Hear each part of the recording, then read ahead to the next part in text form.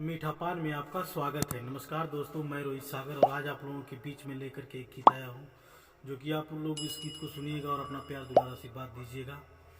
तो आइए, आज मैं आप लोगों को निर्गुण सुनाने जा रहा हूँ। सुन करके बताइएगा कैसा लगा मेरा गाना। यदि अच्छा लगे तो कमेंट, शेयर, लाइक जरूर कीजिएगा।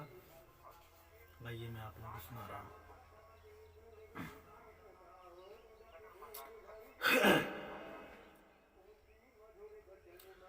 मतलब के बेटा बेटी स्वार्थ के नारी रे, मतलब के बेटा बेटी स्वार्थ के नारी रे, सबसे जे प्यारा बाटे उहे मुँह जारी रे, नइखे भरोसा लायक दुनिया के यारी रे, नइखे भरोसा लायक दुनिया के यारी रे, सबसे जे प्यारा बाटे उहे मुँह जारी रे, नइखे भरोसा लायक।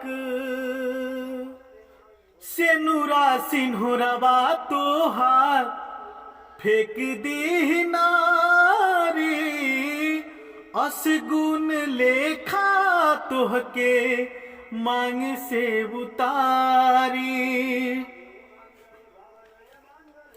हो सेनुरा सिन्होरवा तोहार फेंक दी नारी, असगुन लेखा तोहके मांगी से उतारी, असगुन लेखा तोहके मांगी से उतारी।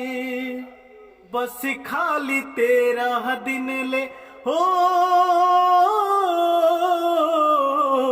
बस खाली 13 दिन ले रोई लोर ढारी रे, बस खाली 13 दिन ले रोई लोर ढारी रे, सबसे जे प्यारा बाटे उहे मुँह जारी रे, नइखे भरोसा लायक।